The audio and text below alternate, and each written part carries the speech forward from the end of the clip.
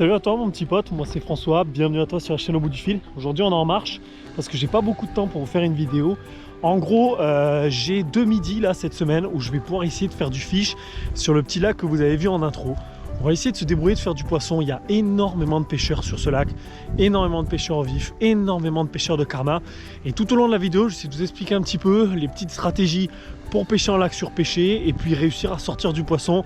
Je sais qu'il y a pas mal de perches et de brochets sur ce lac. C'est les poissons vraiment principaux, c'est les plus beaux carnassiers qu'on peut trouver sur ce lac. Donc on va essayer de se faire un kiff les potos. J'espère que vous avez kiffé cette vidéo. Moi je suis trop content de vous retrouver pour du frais là cette fois sur la chaîne Au Bout du Fil. Parce que dernièrement je vous ai publié un peu voilà, des vidéos un petit peu plus du revues, des choses comme ça.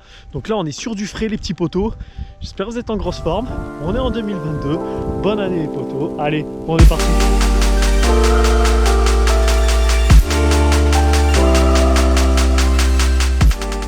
Bon, première chose à savoir les petits potos, quand vous arrivez sur un lac comme ça qui est surpêché, ce que je peux vous conseiller, c'est vraiment de chercher ce genre de zone là, avec des arbustes, des coins un peu tankés, planqués. On a toute la zone qui est là-bas, qui est interdite de pêche, mais à partir d'ici, c'est complètement légal. Et vous voyez ce zone remplie de branches là, ça c'est exactement le genre de spot que vous devez pêcher pour vraiment réussir vos sessions.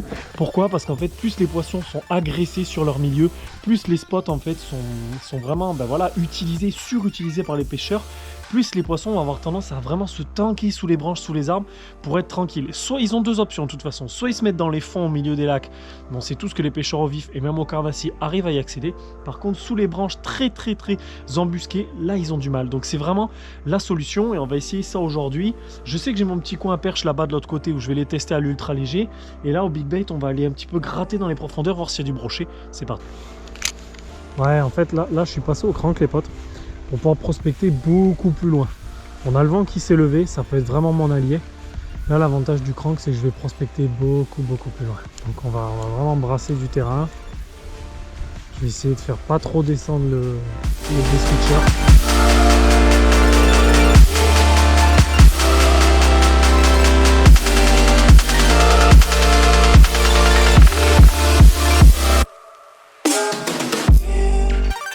Ah, poisson! Ouais! Petit perche, les copains! Ouais! Elle est petite, mais doucement, il y a des hameçons quand même. Hop! Voilà! Allez, les copains, petite perche, sympa! Sous l'arbre. Eh ma mère, hop! Voilà, ça repart direct, c'est magnifique. Allez, salut!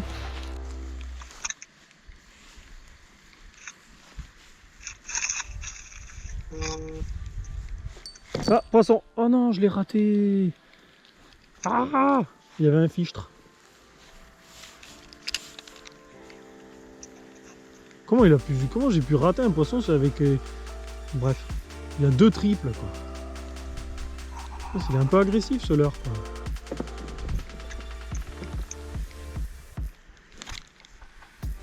C'est bon! Perche! Hop là! Et de 2! Salut bébé!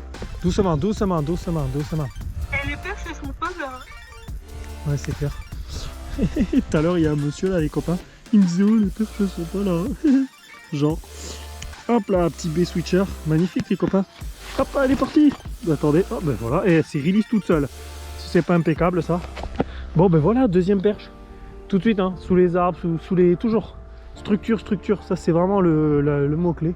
Quand on a un spot comme ça un peu dégueulasse où il n'y a pas grand chose, ben, il faut chercher sous les arbres. Allez, hop. Bon, trop cool, 2 perches. Ouais, décidément, elles sont là, les perches.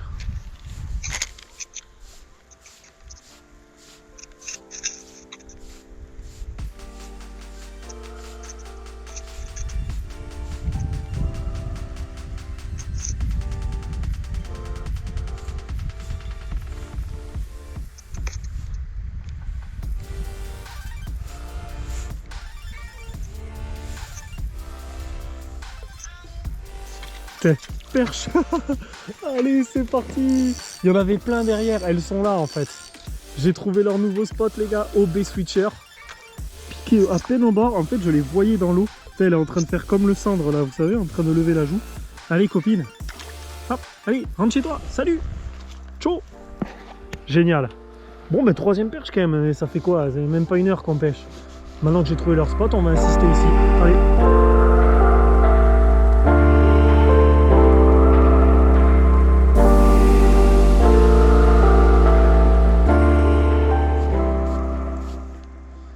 Après, le mieux sur la perche, moi je trouve ce qui marche bien, c'est le stop and go. Il marche très très fort le stop and go sur la perche. C'est vraiment, ouais, c'est une animation que j'aime particulièrement.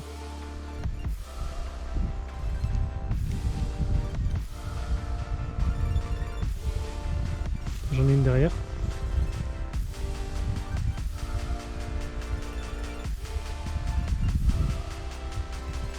J'en ai une là. Allez!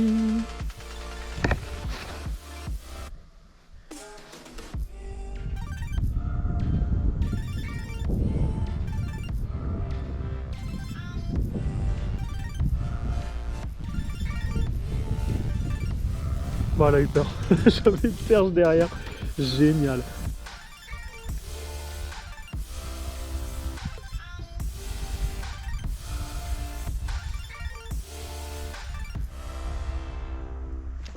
C'est bon. Perche. Bon, c'est très petit, on y va tout doucement. Et voilà. Small perch. Small perch, small perch. Vous avez vu comme elles suivent? Allez, on se mouille les mains. Hop là, parce que l'eau est très froide. Et elle est plus froide que dehors. Donc j'ai les mains... Enfin, elle est plus froide, elle est plus chaude que dehors. Donc c'est pour égaliser en fait la température de mes mains et du poisson. Voilà les potes, toute petite perche. Vous avez vu à quoi elle s'attaque? Regardez ça. C'est pour ça il faut pas hésiter à pêcher un peu. Quand je dis gros, c'est pas gros, mais un chouille gros. Allez ma belle, dis au revoir aux copains. Troisième perche ou quatrième, je sais plus. Hop, regarde comme ça repart. Impeccable. Tu vois, quand c'est vraiment bien piqué sur la bouche, j'ai pas ferré comme un cochon, j'y suis allé tranquillement. Et voilà, petite perche. Allez, on continue les potes. Hop là. C'est bien, ça fait même pas une demi-heure que je pêche. Ouais, j'ai trouvé assez rapidement le spot. J'ai trouvé rapidement le spot et forcément, voilà quoi. Hop, on va faire des pauses, elles sont là. Ah oui, elles sont juste au bord. Putain, j'en ai une. Elle est plus grosse. Ouh, elle m'a vu. Ouais, celle-là, elle faisait... Je sais pas, elle faisait... Peut-être 15-20, ouais, mais bon, sur ce spot c'est plutôt rare. Pas beaucoup de grosses perches. Tellement matraqué ce spot. Peut-être qu'en allant plus doucement, je peux la faire venir.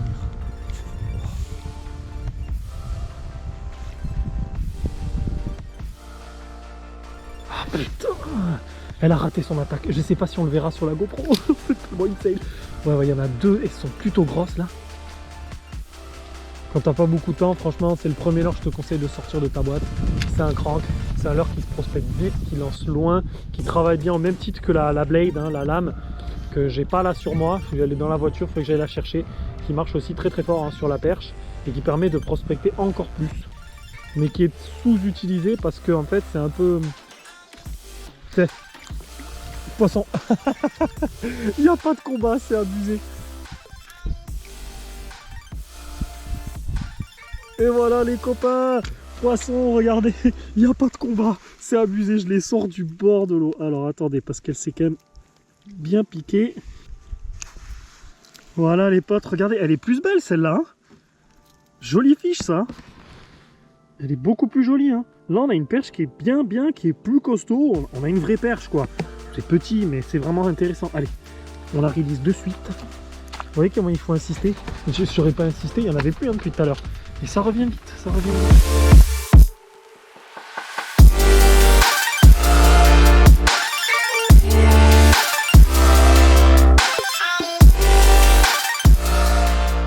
Vous voyez ce travail important de prospection? C'est-à-dire que, en fait, si vous voulez, souvent, les perches, elles sont en banc. Donc vous pouvez avoir des bancs, vous ne pouvez pas deviner où.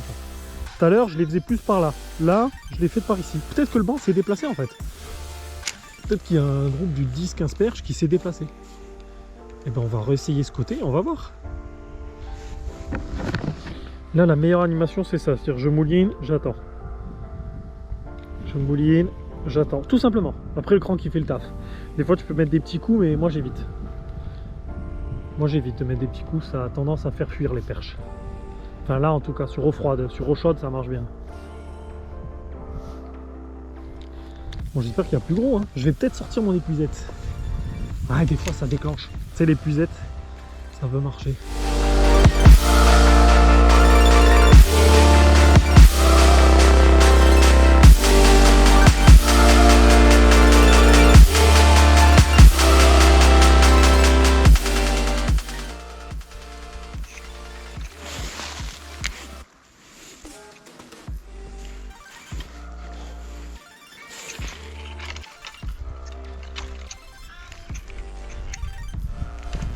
Oh, oh la perche!